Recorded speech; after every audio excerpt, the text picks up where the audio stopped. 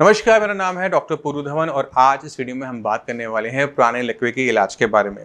अक्सर बहुत सारे डाउट्स होते हैं पेशेंट को लेकर कि अगर हमारा लकवा बहुत पुराना हो चुका है तो हम ठीक नहीं हो सकते हैं, 7-8 साल हो गए, हम रिकवर कैसे हो सकते हैं, हिम्मत हार जाते हैं। तो उसको समझने के लिए हमें थोड़ा सा पैरालिसिस को और डीप तरीके से समझना पड़ेगा, उसकी अच्छी और बुरी बातों को हमें बारे में पता होगा तो उस पर काम करना बहुत आसान हो जाता है। तो शुरुआत करते हैं सबसे पहले टाइम से, क्योंकि टाइम एक बहुत बड़ा फैक्टर है जिस पर डिपेंड करता है कि हमारी रिकवरी स्पीड क्या होगी। तो अगर आपको पैरालिसिस आज के डेट में होता है तो पहले जो 6 महीने होते हैं वो एक गोल्डन पीरियड की तरह होते हैं। इसमें रिकवरी बहुत फास्ट होती है, इसको समझना बहुत मुश्किल नहीं है। आप इस तरह से मानो कि आपकी स्किन पर एक घाव लगा, तो आपको पता है कि घाव जितना छोटा होगा उतनी जल्दी वो भर जाएगा। अगर मुझे एक सिंगल कट लगा है तो क्या होगा, वो 2-4 दिन में भर जाएगा। अगर बड़ा घाव बन जाएगा तो क्या होगा, उसे टाइम भरने में थोड़ा सा ज़्यादा लगेगा, मगर अगले 6 महीने के अंदर हर कीमत के अंदर ये जो घाव है ये भर जाएगा। सेम चीज़ आपके ब्रेन के साथ होती है। जब आपको पैरालिसिस का अटैक होता है तो ब्रेन के अंदर जो नुकसान हुआ है वो पहले 6 महीने में अपने आप भरने की कोशिश करता है। तो ये जो पहले 6 महीने होते हैं ये इंपॉर्टेंट होते हैं। तो इसमें आपके लिए सही एक्सरसाइज का होना, सही डाइट का होना बहुत ज़रूरी होता है। क्योंकि अगर आपने ये उठने की हिम्मत नहीं की, चलने की हिम्मत नहीं की, अपने हाथ चलाने की हिम्मत नहीं की, आप सोच रहे हो कि ये अपने आप ठीक हो जाएगा, ऐसा किसी भी कीमत में नहीं होने वाला। तो अगर आपको अभी 6 महीने नहीं हुए तो आज से ही इस वीडियो को देखने के बाद चलना, उठना, बैठना, खाना पीना, कोशिश करना शुरू करो, क्योंकि आपकी कोशिश ही इन्हीं 6 महीने में रंग लेकर आने वाली हैं। अगर ये 6 महीने बीत जाते हैं उसके बाद आपकी जितनी भी कोशिशें हैं ना, सारी की सारी आपको फेल होती हुई नजर आएंगी। अगर इस 6 महीने के बाद आपकी रिकवरी पूरी नहीं हुई है और कुछ रह जाता है, जैसे आप चल नहीं पा रहे, बोल नहीं पा रहे, हाथ नहीं चला पा रहे, तो यहाँ से रिकवरी करवाना मुश्किल हो जाता है। अब जिन पेशेंट में 6 महीने से ज़्यादा हो चुके हैं, उनकी रिकवरी नहीं हुई है, हाथ नहीं चल रहा, पैर नहीं चल रहा, उनको अपनी बॉडी पे थोड़ा सा और काम करना चाहिए, अपने ब्रेन पे थोड़ा सा काम करना चाहिए। सही एक्सरसाइज, सही डाइट और सही टाइप का ट्रीटमेंट, मेडिसिन एक पेशेंट को दोबारा से चलने लायक बना सकती हैं। इसको मैं आपको वीडियो के एंड में दिखाऊंगा भी सही। अब चलते हैं दूसरे फैक्टर के ऊपर जिस पर डिपेंड होता है कि रिकवरी कितनी फास्ट होगी और कितनी स्लो होगी, और वो है आपकी एज। अगर एक पेशेंट जो 20 साल का, 25 साल का, 30 साल का है, उसे पैरालिसिस की दिक्कत होती है तो उसमें रिकवरी बहुत फास्ट हो जाती है। क्यों? क्योंकि उसका ब्रेन 30 साल पुराना ही है सिर्फ। मगर एक पेशेंट जिसकी उम्र 60 है, 70 है, वहाँ पर रिकवरी करना मुश्किल होता है, क्योंकि ब्रेन का जो टिश्यू है वो 70 ईयर्स पुराना है। तो जैसे जैसे हमारा ब्रेन बूढ़ा होता चला जाता है, वो अपनी चीज़ों को याद रखने की काबिलियत होता चला जाता है, हमारी बॉडी की घाव को भरने की क्षमता भी डाउन होती चली जाती है। तो बहुत सारे चेंजेस आते हैं जब हमारी उम्र बढ़नी शुरू होती है। तो एज एक सबसे बड़ा बैरियर होता है जहाँ पर रिकवरी मुश्किल हो जाती है। मगर ऐसा नहीं है कि रिकवरी नहीं होती। आपकी एज 60 हो सकती है, 70 हो सकती है, कुछ भी आपकी एज हो सकती है, मगर अगर आप अपने पे काम करते हैं सही तरीके से तो आपको अपने अंदर चेंजेस देखने को मिलेंगे। अब वो चेंजेस क्या लाने हैं, आपको अपने अंदर क्या करना है, कौन सी एक्सरसाइज करनी है, इसको भी इस वीडियो के अंदर हम कवर करेंगे। अब अगर आपका पैरालिसिस पुराना हो चुका है, मान लो कि 7 साल हो चुके हैं, तो ऐसे केसेस में हमें क्या करना चाहिए? 7 साल पुराने केसेस में, 10 साल पुराने केसेस के अंदर हमारा जो ट्रीटमेंट होता है वो बहुत सिंपल सा है, बहुत आराम से समझने वाली बात है। आपके ब्रेन के अंदर नुकसान हुआ था, एक हिस्से को नुकसान पहुंचा था, ब्रेन के उस हिस्से का जो काम है वो अपना बॉडी खो चुकी है। हमने क्या करना है, आसपास जो ब्रेन का बाकी हेल्दी एरिया होता है उसको ट्रेन करना होता है कि आपने ये काम करना है। मगर हम तो ये कोशिश कर रहे हैं, एक्सरसाइज हम कर रहे हैं, बट हमें रिजल्ट नहीं मिला, क्योंकि ब्रेन के अंदर जो डेवलपमेंट होती है वो हमारी बाकी बॉडी की डेवलपमेंट से थोड़ी सी अलग होती है। हमारी बॉडी में कोई चीज़ मर जाए तो उसकी जगह दूसरा एक नया सेल ले लेता है, मगर ब्रेन के अंदर ऐसा नहीं हो पाता। ब्रेन के अंदर जो हमारा ब्रेन बना हुआ होता है वो न्यूरॉन्स का बना हुआ होता है। न्यूरॉन्स जब हम पैदा होते हैं, जितनी संख्या में हम तब मिलते हैं, वो हमारे वहाँ से लेकर एंड तक उतने ही रहते हैं, उससे कम हो जाते हैं, बट उससे ज़्यादा नहीं हो पाते, एक सेल भी एक्स्ट्रा नहीं बन पाता। अब ये जो न्यूरॉन्स हैं ये एक स्पेसिफिक काम करते हैं। हमारे ब्रेन के अंदर बहुत सारे हिस्से होते हैं, कुछ देखने का काम करते हैं, कुछ बोलने का काम करते हैं, कुछ सुनने का काम करते हैं, कुछ हमारा टेम्परामेंट बनाते हैं, कुछ हमें मैथ्स करवाते हैं, कुछ हमें लैंग्वेज देती हैं। तो ब्रेन में बहुत सारे डिपार्टमेंट्स हैं। अगर एक डिपार्टमेंट में कोई नुकसान हो जाए, मान लो कि आपके हाथ पैर को चलाने वाले डिपार्टमेंट में नुकसान हुआ, तो ब्रेन के जो बाकी हिस्से हैं उनको इस काम को सीखना पड़ता है, और सीखने के लिए हमें उनको पहले तो ताकत देनी पड़ती है कि वो सीखने लायक बन जाए। जैसे एक बच्चा होता है ना, नालायक होता है, तो हमारा ब्रेन कुछ टाइम बाद नालायक सा बन जाता है, वो सीखने के लिए मना करता है। तो हमें सिखाने के लिए उसको हर तरह की चीज़ें देनी पड़ती हैं, उसको सही एक्सरसाइज बतानी पड़ती है कि अगर आपने चलना ठीक करना है तो आपको कौन सी एक्सरसाइज करनी है, अगर आपने हाथ उठाना शुरू करना है तो आपको कौन सी एक्सरसाइज करनी है। साथ में जब आप उसे इतना सारा काम करवा रहे होते हो तो उसे अच्छा अच्छा खाना देना भी ज़रूरी होता है कि खाने के अंदर अंडे लो, दूध लो, दालें लो, मशरूम खाओ, नॉनवेज खाओ, चिकन खाओ, फिश खाओ। क्यों? क्योंकि उसको वो चीज़ अच्छी लगती है।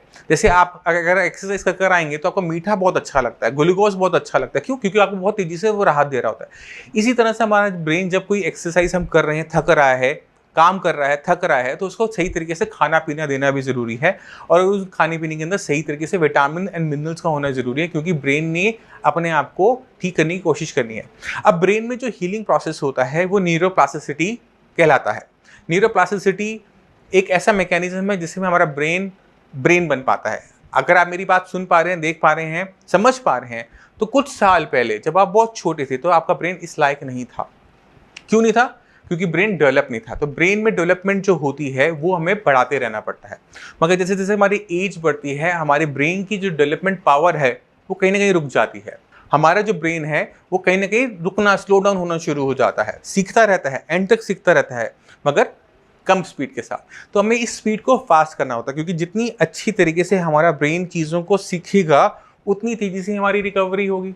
अब ब्रेन के अंदर जो लर्निंग प्रोसेस के लिए डेवलपमेंट होती है उसे हम न्यूरोप्लास्टिसिटी कहते हैं।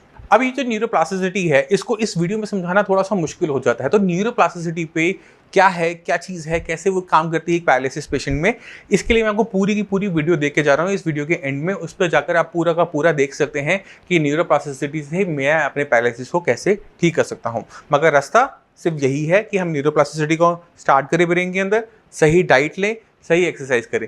जब ये तीनों चीज़ें आपस में मिल जाती हैं तो पेशेंट के अंदर ड्रामेटिक चेंजेस आने शुरू हो जाते हैं। अब आप देखिए कुछ पैरालिसिस पेशेंट को। नमस्कार, मेरा नाम है डॉक्टर पुरु धवन और आज हमारे पास एक पेशेंट ऐसे हैं जिनको क्लॉट आया था राइट साइड में। राइट साइड ब्रेन में क्लॉट आने की वजह से इनका left side of body paralyse हो गया था।